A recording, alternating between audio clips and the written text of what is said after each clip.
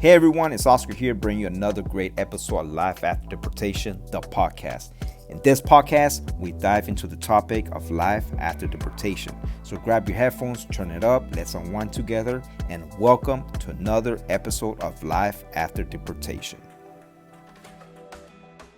Everybody, it's your favorite deported Mexican, Oscar, with Life After Deportation, the podcast. Now today's episode, we're gonna go ahead and take it back about the effects of deportation. Not only we're going to talk about the effects of deportation, but the mental strains that it has behind that. Struggles of finding a job while being deported. That alone itself can take a mental strain on one. So without any further ado, let's go ahead and get back into this podcast. All right, so let's go. If you haven't done so already, I want to go ahead and let you know and invite you to go ahead and like and subscribe. Don't forget to hit the like, subscribe, and share this podcast. This will help me, help us share the message that there is life after deportation. All right, guys. So without further ado, let's take it in. Now, here, one of the major struggles that one can find when they find themselves being deported back to their home country, of course, is financial stability. When someone gets deported back to the home country, in this case, Mexico, or any given country, you're just basically being thrown to the border with whatever you have on your back. Whether you got deported with just your wallet, your lunch pail, or no wallet, or no cell phone, you just get dropped off. Whatever phone call you get at the detention facility, that's the only phone call you get. Imagine yourself just being dumped in a whole brand new different country that you're from. You're there for a reason. You're born there, but you're not from there. If it makes sense. So coming to Mexico, being deported with nothing on yourself, nothing establishing that you're a Mexican individual, because of course you don't have a Mexican ID, yet alone a U.S. identification card. Finding a job here with no identity, it can be challenging. Yes, you can find a job. You can find something on the table to get paid on the table, for, pennies per the dollar, Of course, work is work at the end of the day, but if you're looking for something more substantial to find a job, more steady, professional, or not even more professional, but more of a steady income, you're going to need your documentation. You're going to need your identification, your social security number, your birth certificates, and proof of residency to open up a bank account. Or else how are you going to get paid, So, being deported with nothing on your back, having no identification to you, establishing that you're Mexican. What's the first thing that you do? You basically get oriented to what you have to do. You have to establish your identity.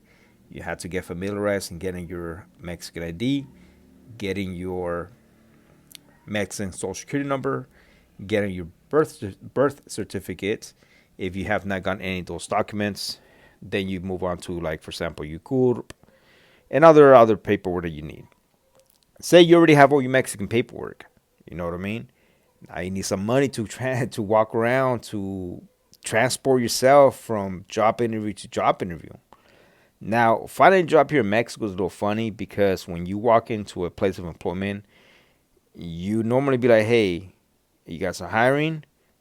They'll tell you, fill in this application on the computer, or they'll hand you a piece of paper, fill in the application.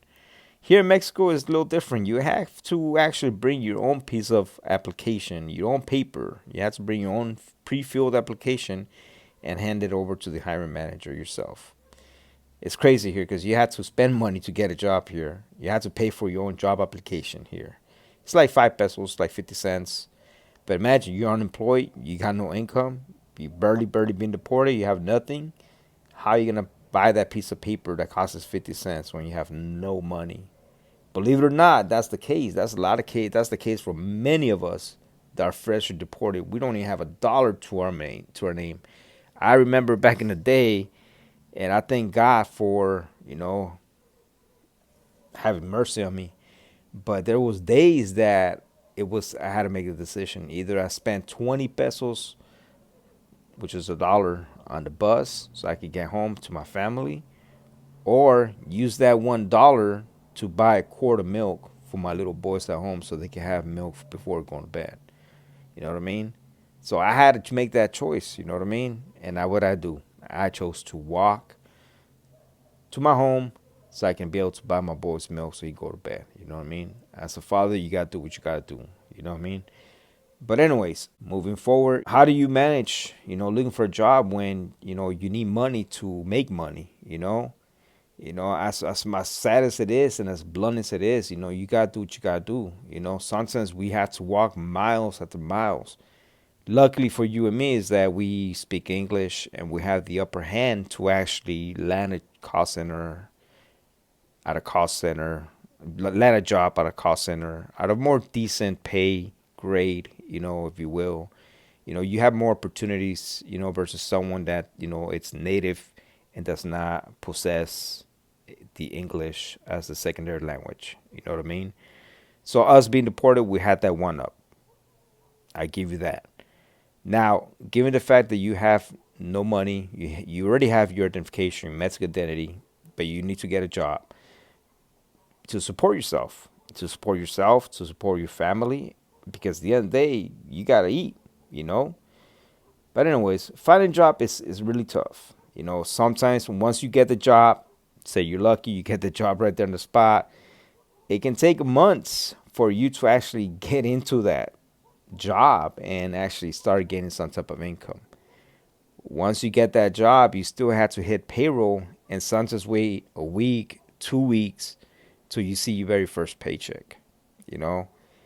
But once you get that job, once you get that ball rolling, it's like the beauty of it, Why? Because the struggles that you had to go through to get that job. So it's like a reward. It becomes more rewarding to you to be able to have that satisfaction to say, man, I did it despite the struggles. Believe it or not,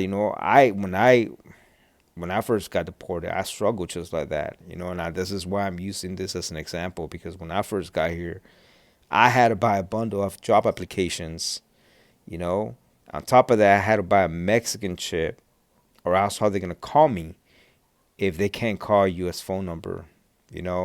A Mexican chip, it's only like $5, but that's $5 that you probably don't have. You know what I mean? So being deported it's a whole different challenge, because you basically come into a whole different country as a grown man with empty pockets, and you had to build yourself up from zero, from scratch. You know what I mean? And this is the beauty of it. You know what I mean? Because when someone rebuilds themselves from zero, from the ground up, you build yourself stronger. You build yourself better. More wiser, stronger, better. You know what I mean? So when you build yourself up, yeah, you probably don't have time to look back, because you probably living in the fast lane just like everybody else. But at the end of the day, there's beauty in the struggles that you go through. The struggles that I face, I still face day to day. The struggles that I faced when I first got deported was looking for a job. I wanted to get a job. I had to go get a job because I needed to get a job. I need to supply for myself, my family. You know what I mean? There was a point that I couldn't find a job, so I resorted to selling burritos. A little more on that in a different episode, but I had to do what I had to do. And then once I got the job, I was still selling burritos inside the call center. You know what I mean? Because that hustle just stuck with me. And then after, I started getting into, getting paid better. I didn't have to wake up earlier no more. So I didn't have to, make extra burritos to make the extra income. You know what I mean? So I didn't have to make the extra step anymore, which is cool. There's levels, you basically work yourself out there, but there's one saying, el que es trabajador siempre encontrará trabajo. You know what I mean? The hard workers are always going to find work, and that's the thing. If you come here with a positive mindset that you're going to make it, you're going to make it. It may not seem like that at first, But at the end of the day, it's up to you. If you have that mindset that you know you're gonna make it and you know you have to do what you gotta do, no matter what the barriers are gonna be, you're gonna make it. Just have faith, leave it all to God, pray to Jesus that He gives you strength. You know what I mean? And that you're gonna, go through with this.